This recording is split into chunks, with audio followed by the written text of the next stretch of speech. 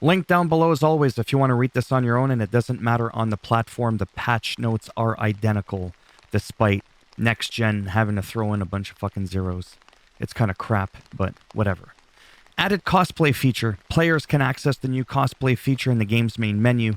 This feature will allow you to change Slayer character skins. All skins will be displayed even if they're not immediately available.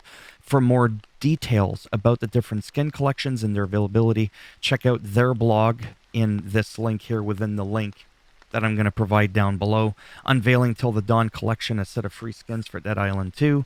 Slay in style, whatever. Fixed an issue with joining co-op games. Whoa. Fixed a problem where players faced the OX1411 error, which didn't allow them to join co-op sessions.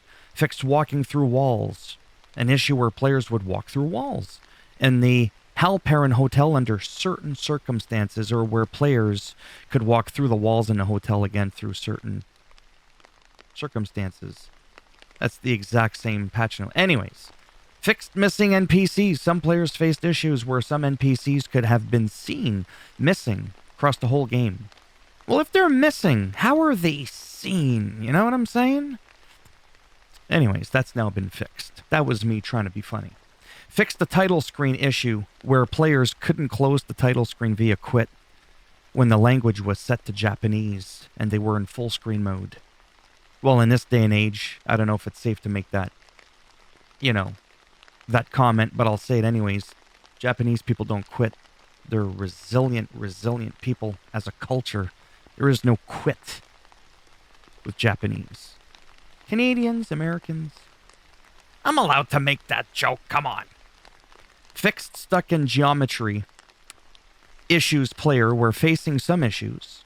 Upon dying and respawning in Bel Air, getting stuck and unable to open the door in the lifeguard hut. When handing in the quest to Bert. Oh, Bert. Remember? Sesame Street? Okay. And picking up circuit breakers and wenches. Wenches. The Bel Air wenches.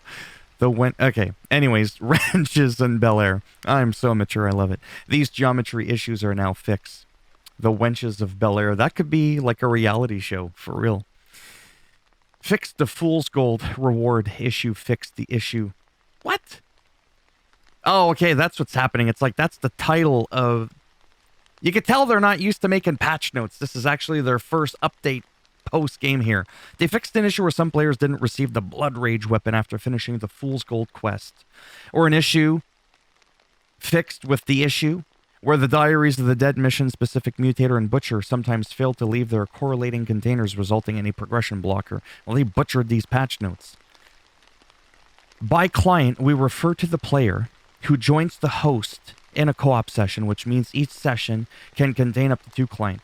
This update fixes multiple client issues, including the ability to jump unreasonably high against flat surfaces. Remember that movie, White Man Can't Jump? I'm just saying. I'm going there! Desync when zombies are stunned by perfect blocker dodge, which results in teleporting, sliding, and discrepancies in location between clients.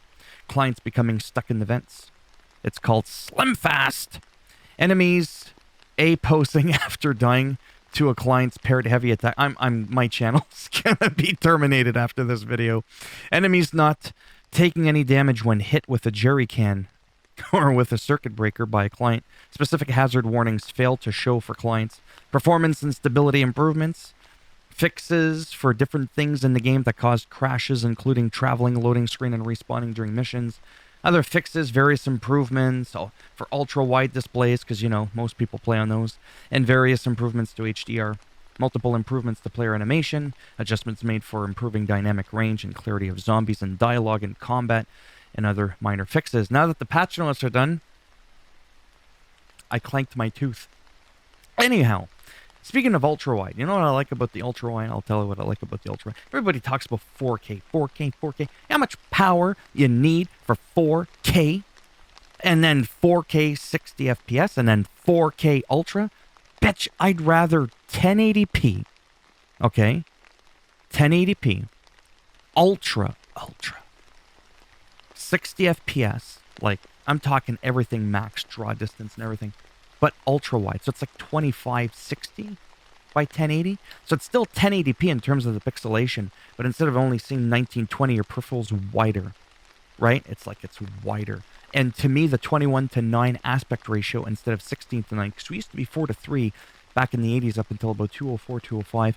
That's too much math. But yeah, that's what I'm saying. Oh, and with HDR on top of that.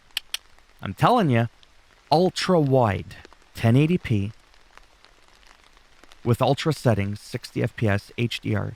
The HDR alone, I promise you, is going to make a much bigger difference than going from 1080p to 4K. Fight me on it.